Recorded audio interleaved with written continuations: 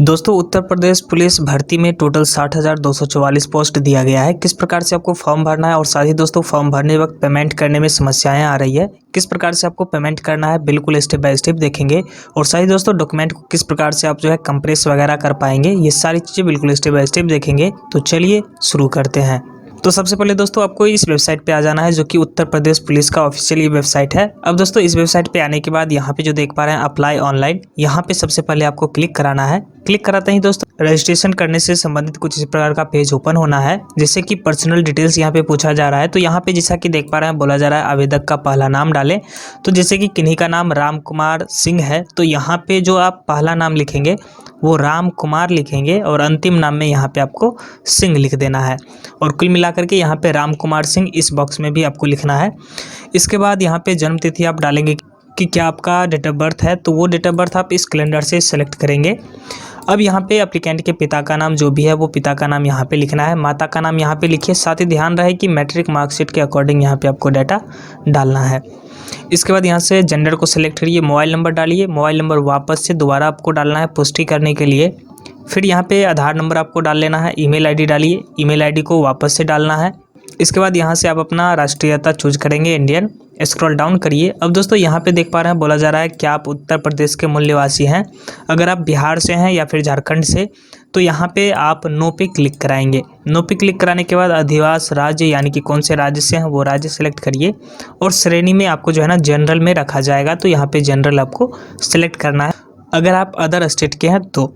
इसके बाद scroll down करिए। अब दोस्तों यहाँ पे देख पा रहे हैं हाई स्कूल का जो मार्कशीट है उसका यहाँ पे मार्क्स वगैरह डालना है, जैसे कि बोर्ड का नाम यहाँ पे डालना है। तो सबसे पहले यहाँ पे अगर आप बिहार बोर्ड से हैं तो बीएससीबी पटना यहाँ पे आपको डालना है। यहाँ पे उत्तीर्ण करने का वर्ष महीना तथा वर्ष यहाँ पे आपको डालना है। तो यहाँ पे जो है मार्कशीट के नीचे में कोने में देख पा रहे होंगे लेफ्ट हैंड साइड में लिखा हुआ होता है कि पासिंग डेट क्या है, तो वो डेट यहाँ पे आपको लिखना है। जैसे कि यहाँ पे क्लिक करेंगे तो यहाँ पे मंथ और साथ में कौन से ईयर में आपने किया है तो वो चीज़ें सेलेक्ट कर पाएंगे। इसके बाद रिजल्ट पास में अगर आप पास हैं तो पास पे क्लिक करेंगे और अपना मैट्रिक में जो भी रोल नंबर है मार्कशीट पे वो रोल नंबर यहाँ पे आपको डालना है। वापस से यहाँ पे आपको मार्कशीट नंबर डालना है, जो कि हर एक मार्कशीट के फ़ोटो के ऊपर में ही रहता है। जो आपका फ़ोटो लगा हुआ होता है उसके ऊपर में सीरियल नंबर लिखा हुआ होता है मार्कशीट का, तो वो सीरियल नंबर यहाँ पे आप लिखेंगे। और यहाँ पे इंटर का जो भी बोर्ड है वो बोर्ड यहाँ पे डालना है, जैसे कि बिहार बोर्ड पटना है तो बीएससीबी पटना लिखेंगे। उत्तीर्ण वर्ष यहाँ पे जो भी है वो यहाँ से आपको सिलेक्ट करना है। पास है तो पास सेलेक्ट करेंगे। रोल नंबर क्या है इंटर का वो यहाँ पे लिखना है। साथ ही इंटर के मार्कशीट का क्या सीरियल नंबर है वो नंबर यहाँ पे आपको लिख देना है। इसके अलावा दोस्तों यहाँ पे बोला जा रहा है कंप्यूटर में ओ लेवल प्रमाण पत्र प्राप्त किया है, अगर किया है तो यहाँ से यस करेंगे अन्यथा नो करना है। साथ ही बोला जा रहा है कि आपने 2 साल की न्यूनतम अवधि के लिए प्रादेशिक सेना में काम किया है, अगर किया है तो यस करेंगे अन्यथा नो पे क्लिक कराना है। अब दोस्तों स्क्रॉल डाउन करना है। अब यहाँ पे पत्राचार का आपको पता डालना है। यहाँ पे जो भी आपका वार्ड है वो वार्ड यहाँ पे लिख सकते हैं। साथ ही आप अपने यहाँ पे स्ट्रीट का नाम लिखेंगे, यानी कि आपके घर के सामने से कौन सा रोड गुजर रहा है उस रोड का नाम यहाँ पे लिख दीजिए। साथ ही यहाँ पे आप अपने गाँव का नाम लिखेंगे कि कौन से गाँव से आप बिलोंग करते हैं। इसके बाद यहाँ पे आप अपना राज्य सेलेक्ट करेंगे। राज्य के बाद यहाँ पे आपको जिला सेलेक्ट कर लेना है, यानी कि यहाँ पे आप अपना जिला टाइप करेंगे। जैसे कि समस्तीपुर से हम हैं तो यहाँ पे समस्तीपुर कुछ इस प्रकार से जो है टाइप करेंगे। इसके बाद यहाँ पे आपको अपना पिन कोड डालना है और वापस से सेम एज कोरेस्पोंडेंस एड्रेस पे जैसे ही क्लिक करेंगे तो ऑटोमेटिक इस साइड का एड्रेस इधर फिल हो जाएगा। और प्रीव्यू एंड सबमिट पे आपको क्लिक कराना है।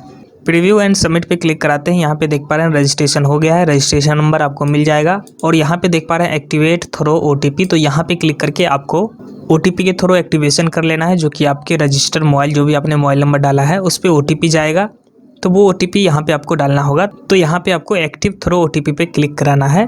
क्लिक कराने के बाद दोस्तों जैसा कि यहाँ पे देख पा रहे हैं your registration is activated, you will now to redirect to the login page. अब दोस्तों यहाँ पे आपको लॉगिन करने को बोला जाएगा। जैसा कि यहाँ पे आप अपना रजिस्ट्रेशन नंबर डालेंगे, वापस से आप अपना डेट ऑफ बर्थ यहाँ पे डालेंगे। जो कैप्चा यहाँ पे दिखेगा वो कैप्चा कोड आपको यहाँ पे डालना है और लॉगिन पे क्लिक करना है। लॉगिन पे क्लिक करते ही यहाँ पे सबसे पहले आपको पेमेंट करने को बोला जाएगा। तो यहाँ पे सबसे पहले आप अपना पेमेंट कर लीजिए। दोस्तों पेमेंट करने से संबंधित यहाँ पे समस्याएं आ रही है कि पेमेंट नहीं हो पा रहा, तो जैसे ही आप पे नाउ पे क्लिक करेंगे तो कुछ इस प्रकार का डायलॉग बॉक्स आपके सामने ओपन होगा। और यहाँ से दोस्तों अगर आप यूपीआई या फिर डेबिट कार्ड सेलेक्ट कर रहे होंगे तो यहाँ पे जो है ना आप पेमेंट नहीं कर पा रहे होंगे, आपका जो है पेज रिडायरेक्ट हो जाता होगा होम पेज पे, यानी कि फिर से बोला जाता है कि लॉगिन करने के लिए। तो दोस्तों अगर आप पेमेंट करना चाहते हैं तो अब आपको जो है ना इंटरनेट बैंकिंग से पेमेंट करना होगा, क्योंकि आप ऊपर में देख पा रहे होंगे अभी अगर आप पेमेंट कर रहे होंगे तो यहाँ पे ऊपर में लिखा हुआ आएगा रेड कलर में कि इतना बजे से इतना बजे तक ये गेटवे बंद कर दिया गया है।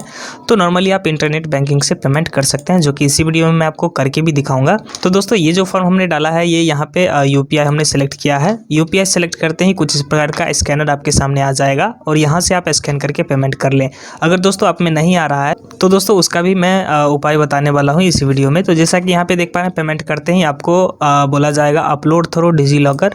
अगर आपने डिजी लॉकर में अकाउंट बना रखा है तो वहाँ से आप डॉक्यूमेंट अपलोड कर सकते हैं, लेकिन दोस्तों मैं आपको प्रीफर करूंगा कि यहाँ पे डिजी लॉकर से आप मायने नहीं रखिए, इसको छोड़ दीजिए, आप मैनुअली जो है यहाँ पे डॉक्यूमेंट अपलोड करिए।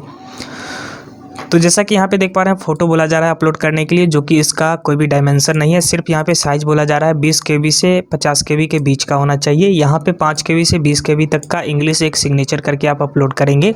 साथ ही यहाँ पे जो है हाई स्कूल या फिर 10वीं का जो मार्कशीट है वो आप यहाँ पे अपलोड करेंगे, और वो भी आप जो है यहाँ पे JPEG में अपलोड कर सकते हैं, जो कि 20 KB से 100 KB में होना चाहिए। यहाँ पे इंटर का मार्कशीट अपलोड करना है।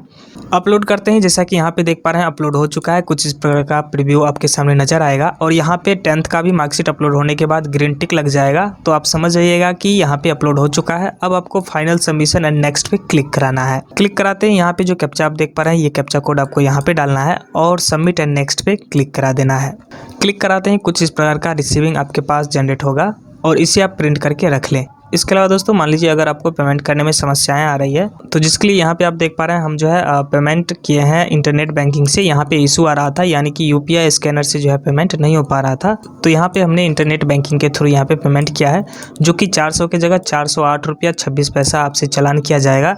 तो अगर मान लीजिए आपका पेज रिडायरेक्ट हो जाता है होम पेज पे तो आप इंटरनेट बैंकिंग को प्रीफर करें और आपका पेमेंट 100 to 10% हो जाएगा। तो कुछ इस प्रकार से आप जो है घर बैठे भी अपने मोबाइल फ़ोन से भी जो है पेमेंट करके और